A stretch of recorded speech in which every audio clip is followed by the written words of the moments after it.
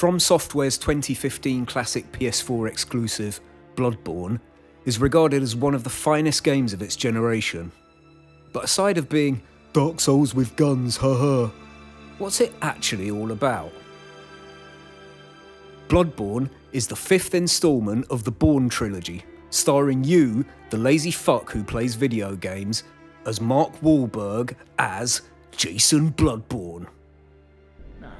The game itself begins as all great games should, with a creepy old man in a wheelchair plying you with hard drugs.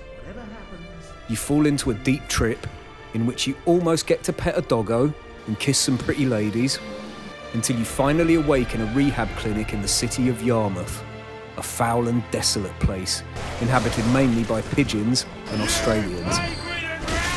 After dying for the first time, you find yourself transported to your home hub, the Hunter's Dream, where another creepy old man in a wheelchair, who totally isn't the first creepy old man in a wheelchair, gives you your temporary contract as a pest controller, and you get to pick your starting weapon for the game, which is obviously going to be the threaded cane, which is obviously going to be the saw cleaver, because who doesn't want to look like the badass on the box artwork while sitting in piles of Dorito dust and pissing into an empty soda bowl?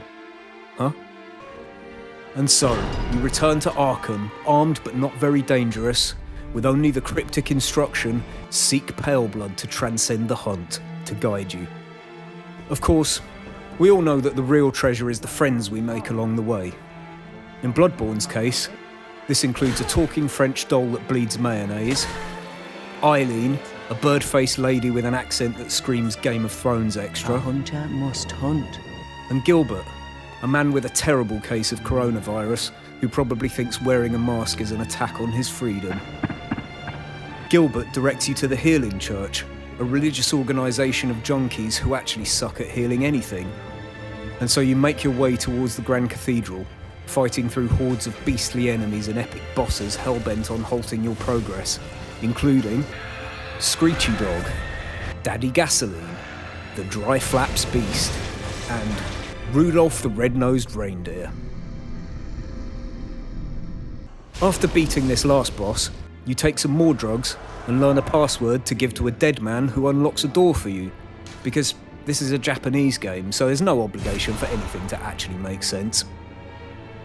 Beyond the door, you traverse the God forbid I ever have to go through these fucking woods again, a poisonous shithole full of more snakes than the average Karen's Facebook friends list, until you do battle with the weebs of Yharnam, who can only be killed by destroying their magical waifu pillows. Beyond the slain weeaboos lies the path to Bergenwood College, a research facility where the freshmen indulge in classic student activities such as shoving eyes into their heads, doing Jeff Goldblum impressions, and beer pong. Eager to join in the fun, you take a skinny dip in the lake and meet CD-ROM the dumbass spider. A spider so fucking stupid that it doesn't even realise that it isn't actually a spider. Now this is where things start getting really weird, because of course they were completely normal before. See, it turns out that ROM was hiding a whole bunch of stuff that you weren't meant to find. Like a woman who spilled marinara down her wedding dress, a city full of giant stick bugs, top 10 YouTube unboxings gone horribly wrong, and the moon coughing up a furball. Did I mention that this game was Japanese yet?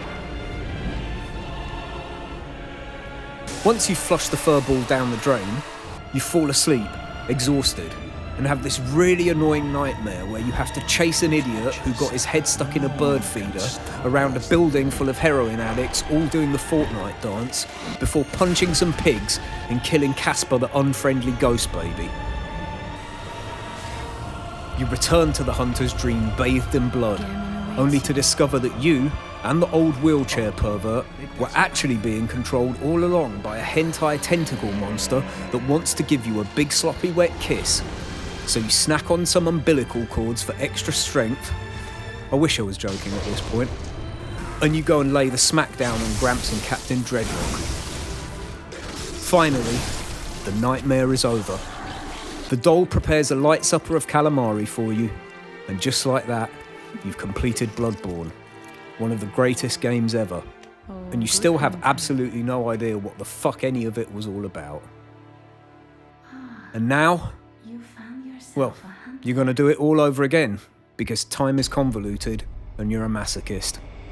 Thanks, Miyazaki.